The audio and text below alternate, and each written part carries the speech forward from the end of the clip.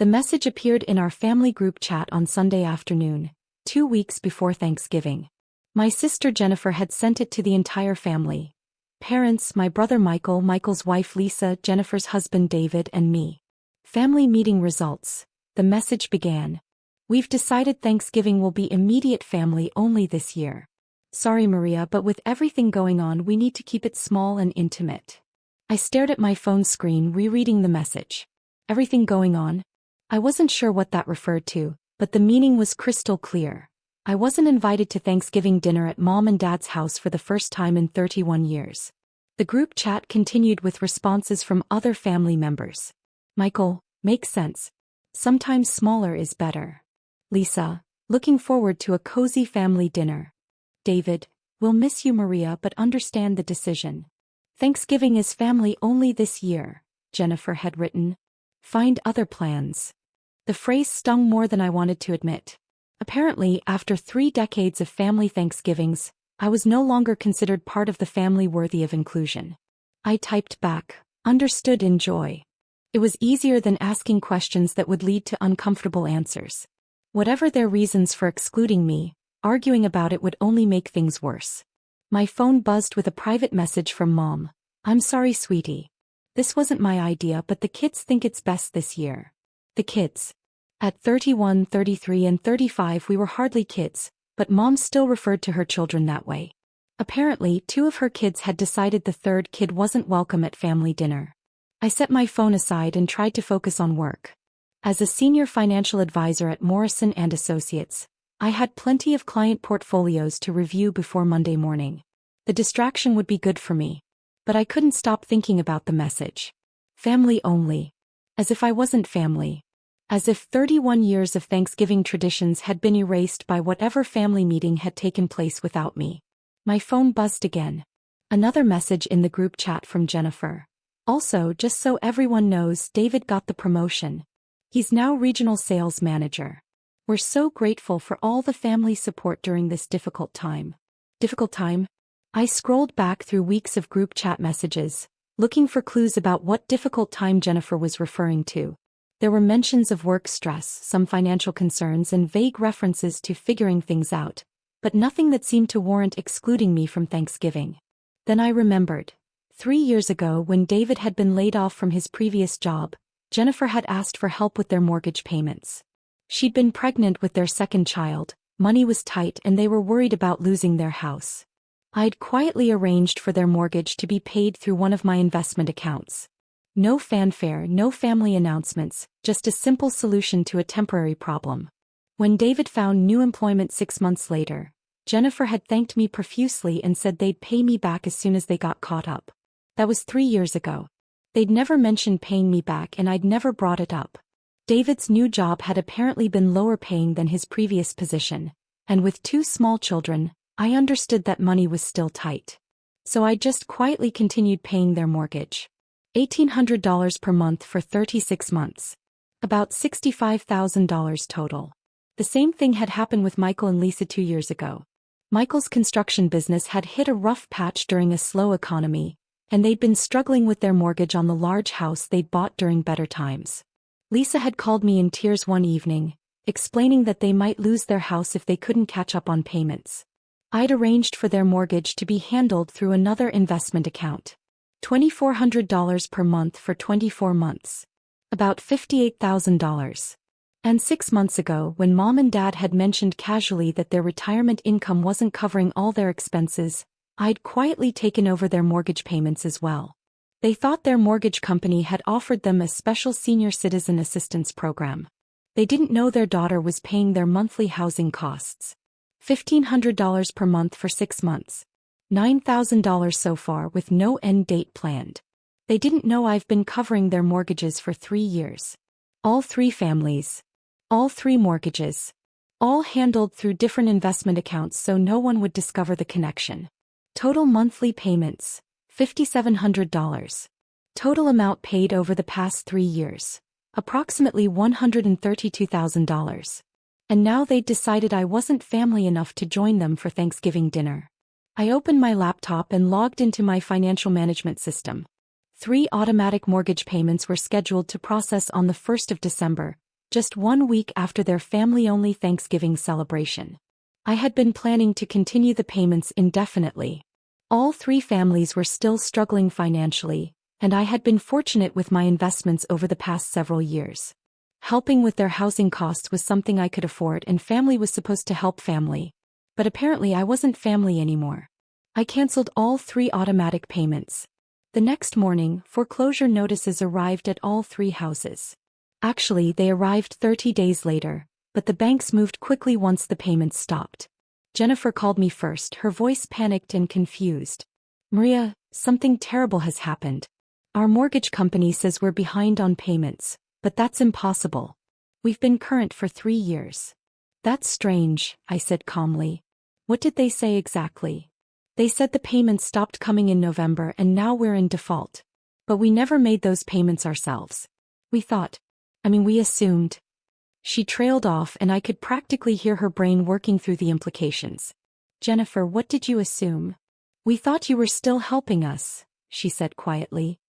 "Like you did when David was unemployed." "I was helping you. For 3 years. $65,000 total." The silence on the other end of the phone was complete. "65,000, she whispered. $1,800 per month for 36 months. I have all the receipts if you'd like to see them." But why did the payments stop?" "Because you uninvited me from Thanksgiving," I said simply. "You decided I wasn't family. So I decided to stop providing family support." Another long silence. "Maria, I don't understand. What does Thanksgiving have to do with mortgage payments?" "Jennifer, you told me that Thanksgiving was for family only and I should find other plans. So I found other plans for my money too. But we didn't mean. We never said you weren't family. You said Thanksgiving was family only and I wasn't invited. What was I supposed to think?" Jennifer was quiet for a long moment. "We thought. The family meeting decided that with everything going on we should keep it small this year." "What family meeting? And what's everything going on?" "The meeting last Sunday at Mom and Dad's house. We were discussing you." A cold feeling settled in my stomach. "Discussing me? About how you never seem to need help with anything. How you're always so independent and successful. How you probably don't even enjoy family gatherings because they're not sophisticated enough for you." I sat down heavily in my chair. "You had a family meeting about me without me and decided I didn't want to come to Thanksgiving? Michael said you probably had better things to do. Lisa said you always seem uncomfortable at family events. David said you probably only come out of obligation. So you decided to save me the trouble of declining an invitation by not inviting me at all?" "We thought we were being considerate," Jennifer said weakly. "By excluding me from Thanksgiving? By not putting you in the awkward position of having to attend a family dinner you probably didn't want to attend anyway." The logic was so twisted that I almost laughed. "Jennifer, did it occur to any of you to actually ask me how I felt about family gatherings?" "Well, no, but did it occur to you that maybe I've seemed uncomfortable because I've been working 60-hour weeks to afford the $65,000 I've been spending on your mortgage?" Another silence. "Maria, I had no idea you were still paying our mortgage. I thought you'd helped us for a few months and then we'd taken over the payments ourselves. How could you take over payments you couldn't afford in the first place?" I don't know. I guess I wasn't thinking about it clearly." My other line was ringing. "Jennifer, I need to take another call. We'll talk later." It was Michael and he sounded even more panicked than Jennifer. "Maria, something's wrong with our mortgage. The bank is saying we're 3 months behind on payments, but that can't be right." "It's not wrong, Michael. You are 3 months behind." "But how is that possible? We've been current for 2 years. Because I've been paying your mortgage for 2 years. And I stopped 3 months ago." The silence stretched on for nearly a minute. "You've been paying our mortgage?" he finally asked. $2,400 per month for 24 months. About $58,000 total. $58,000? I have all the documentation if you need it for your records. "Maria, why didn't you tell us you were paying our mortgage?" "Because you needed help and I could afford to help. I thought that's what family did for each other." "But why did you stop?" "Because you decided I wasn't family enough to invite to Thanksgiving dinner." Michael was quiet for a long moment. "Maria, we didn't decide you weren't family. Then why wasn't I invited to the family meeting where you discussed excluding me from Thanksgiving? Because we were talking about you. It would have been awkward. More awkward than holding a family meeting to decide that one family member shouldn't be included in family events? When you put it like that, it sounds terrible. Michael, it was terrible. My phone buzzed with another call. Michael, I need to take this call from Mom. I'm sure she's discovered her mortgage situation as well. I switched lines. Maria, sweetheart, I think there's been some kind of mistake with our mortgage company. No mistake, Mom. I stopped paying your mortgage after you decided I shouldn't come to Thanksgiving. You've been paying our mortgage? For 6 months. $1,500 per month. I thought you believed it was some kind of senior assistance program. We did think that, but, sweetheart, why were you paying our mortgage? Because you mentioned that your retirement income wasn't covering all your expenses and I wanted to help. But why didn't you tell us it was you helping? Because I thought it would be easier for you to accept help if you didn't feel like you were taking charity from your daughter. Mom was crying now. Oh, sweetheart, we would never think of your help as charity. Wouldn't you? Because apparently my help isn't worth enough to earn me an invitation to Thanksgiving dinner. Maria, the Thanksgiving thing was the other kids' idea. They thought you seemed stressed about family obligations and wanted to give you a break. By excluding me? By not requiring you to attend a dinner you might not want to attend. I rubbed my forehead, feeling a headache building. Mom, did anyone consider asking me if I wanted a break from family obligations? Well, no, but did anyone consider that maybe I've seemed stressed because I've been working extra hours to afford the $6,000 per month I've been spending on family mortgage payments? $6,000 per month? Jennifer's mortgage, Michael's mortgage, and your mortgage. $5,700 total, every month for the past several years. Mom was quiet for a long time. Maria, I had no idea you were helping everyone. Because I didn't want anyone to feel bad about needing help, and I didn't want anyone to feel obligated to me because I was providing help. But sweetheart, why did you stop helping? Because you all decided I wasn't important enough to include in family decisions or family gatherings. If I'm not family enough for Thanksgiving, then I'm not family enough to pay for your houses. That's not. We never said you weren't important. Mom, you had a family meeting about me without me and decided to exclude me from Thanksgiving. How else was I supposed to interpret that? She was crying harder now. We made a terrible mistake. Yes, you did. Over the next week, I received increasingly frantic calls from all 3 families. The foreclosure notices were real, the mortgage companies were serious, and none of them had the money to catch up on 3 months of missed payments. Jennifer called on Wednesday afternoon. Maria, I need to ask you something and I know I don't have the right to ask for anything. Go ahead. Is there any way you could help us just one more time? We'll lose the house if we can't make these payments and with the kids. Jennifer, I helped you for 3 years. $65,000. And your response was to exclude me from the family. I know and I'm so sorry. We were completely wrong about everything. What specifically were you wrong about? We were wrong to have a meeting about you without including you. We were wrong to make assumptions about what you wanted instead of asking you. We were wrong to exclude you from Thanksgiving. And we were wrong to take your help for granted without even realizing you were providing it. It was a more comprehensive apology than I'd expected. Jennifer, why should I trust that you won't make the same assumptions and decisions again? Because we understand now that we don't understand anything about your life or your feelings. We need to start over and actually communicate instead of making assumptions. And how do you propose to do that? By asking you what you want instead of deciding for you. By including you in family decisions instead of making them without you.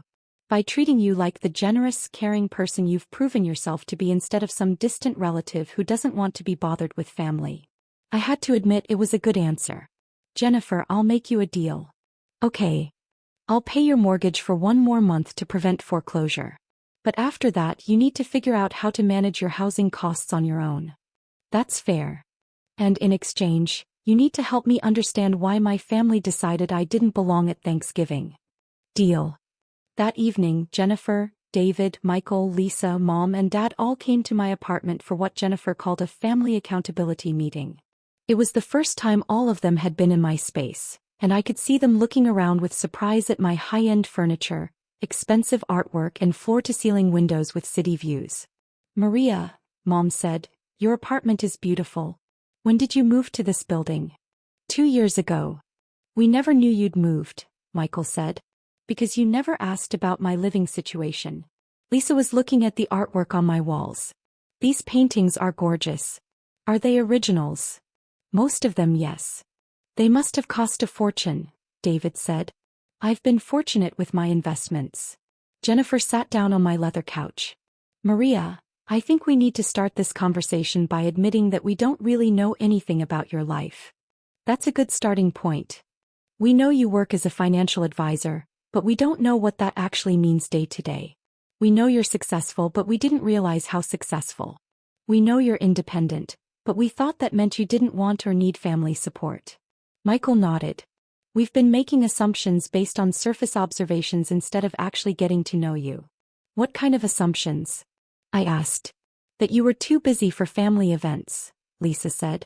That you found our problems trivial compared to your sophisticated lifestyle. That you only came to gatherings out of obligation. And that you probably had better things to do than spend time with us, David added. Mom looked uncomfortable. We thought maybe we weren't interesting enough for someone with your level of success.